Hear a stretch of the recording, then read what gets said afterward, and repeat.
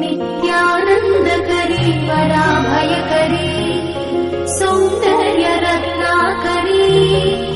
निर्धूताखिल पापनाशनकरी प्रत्यक्ष माहेश्वरी प्राणेयाचलवंशपावनकरी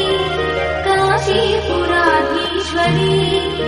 भिक्षां देहि कृपावलम्बनकरी नित्यानन्दकरी वराभयकरी सौन्दर्यरत्नाकरी निर्धूताखिल पापनाशनकरी प्रत्यक्ष माहेश्वरी प्राणेयाचलवंशपावनकरी काशीपुराधीश्वरी भिक्षां देहि कृपावलम्बनकरी ॐ